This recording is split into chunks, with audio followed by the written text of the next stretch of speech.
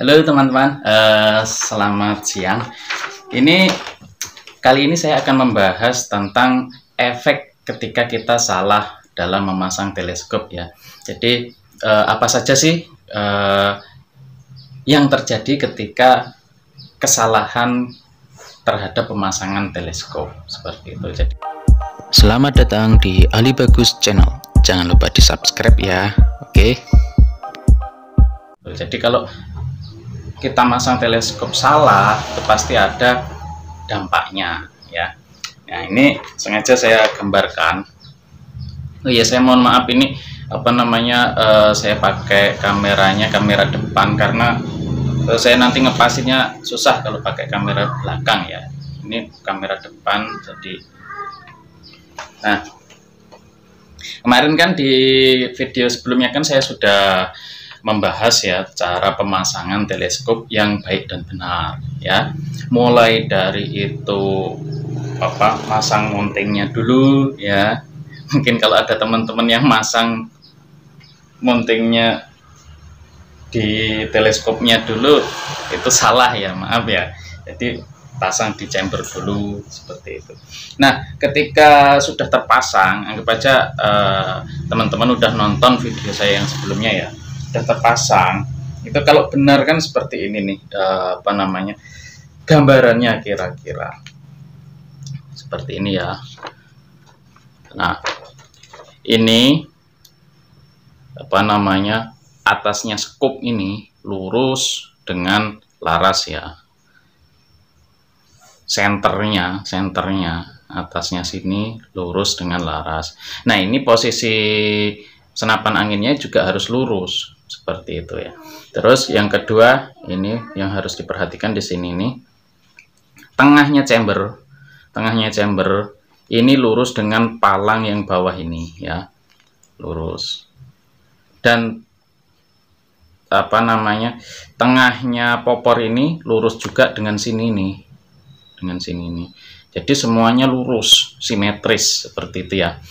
Nah, apa yang terjadi ketika ini udah benar? Kalau udah benar seperti ini teman-teman, ini yang saya garis ini, garis putus-putus ini adalah sudut pandang atau zeronya teleskop. Sedangkan parabolanya yang ke atas ini adalah lintasan peluru seperti itu ya. Jadi kalau udah bener ya pasti dia peluru itu jatuhnya akan sama, dan ya sedikitlah kemungkinan untuk acak ya, seperti itu, kecuali memang laras atau mimisnya nggak mampu ya, itu catatan lain ya. Oke, apa sih yang terjadi ketika kita masang teleskopnya salah ya? Salah, umpamanya ini miring ya, umpamanya miring ini ya, ini umpamanya miring ke kiri gitu ya, miring ke kiri. Ini kan berarti ketika senapan itu berada di posisi lurus, itu berarti teleskopnya miring karena kita tadinya settingnya miring ya, seperti itu ya. Jadi ketika miring ini center tengah ini nggak center dengan palang teleskopnya ya, nggak center. Jadi seperti ini kira-kira gambarnya ya, ini lurus tapi ini nggak center, miring ya. Nah, ini juga pasti sininya popornya dengan sini juga nggak center teman-teman, dengan palang sininya nggak center tuh. Bisa diintip dari belakang ya, kayak saya kemarin dalam video tutorial yang kemarin seperti itu. Nah, efeknya apa sih kalau seperti ini? Efeknya seperti ini teman-teman. Nah, ini palang ya, palang teleskop ya, anggap aja palang teleskop. Ini sudutnya zeronya teleskop, garis lurusnya teleskop ya, zeronya ya, ini lintasan pelurunya. Nah, dia ketika miring nanti hasilnya akan seperti ini. jadi melenceng teman-teman di jarak jauhnya. Umpamanya kita zero di sini, ya di sini tepat, tapi ketika dia lebih jauh lebih acak ya, lebih mereng ya, lebih peluru akan begini, seperti belok, mungkin belok ke kiri atau ke kanan tergantung miringnya ya, seperti itu. Nah, ini pemasangan yang keliru seperti ini paling terasa dampaknya adalah pada teleskop yang FFP ya. Karena apa? Karena FFP itu dia retikelnya ikut membesar. Ketika retikelnya membesar berarti koreksi mimisnya itu akan semakin membesar dan melebar seperti itu. Jadi pemasangan teleskop yang baik dan benar itu sangat penting untuk masang teleskop yang FFP ya. Jangan sampai miring sedikit aja, itu bisa kacau lah untuk long range-nya. Jadi karena itu tadi ya teman-teman ya, palangnya miring, ketika di zoom berarti tingkat kemiringannya, tingkat presisinya akan berkurang ya, semakin membesar seperti itu. Tapi kalau udah center ya, pasti nggak ada masalah ya. Nah, contoh langsungnya. Nah, ketika ini bayangan langsung ya. Nah, ini kan posisi kan udah pas. Oh ya, ini punya saya kemarin kan, ini punya adik saya. Nah, teman-teman kan di teleskop kan ada ini ya, ada ini juga jadi acuan. Kalau mau ini lurus, ini juga bisa jadi acuan. Ini lurus karena kelaras,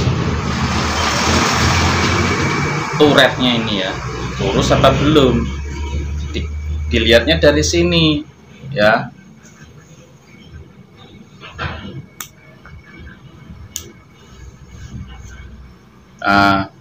Diluruskan juga dengan popor. Ini agak miring ini teman-teman, agak miring. Tapi karena ini bukan FFP ya, jadi dampaknya nggak terlalu terasa. Terasanya kalau udah mungkin di atas 60 meter atau mungkin 50 meter, tergantung unitnya ya, seperti itu. Ini jujur aja bukan saya yang masang ya, ini punya adik ipar saya, dulu memang punya saya tapi digantiin adik sepupu digantiin adik sepupu saya. Nah, itu seperti itu ya teman-teman ya.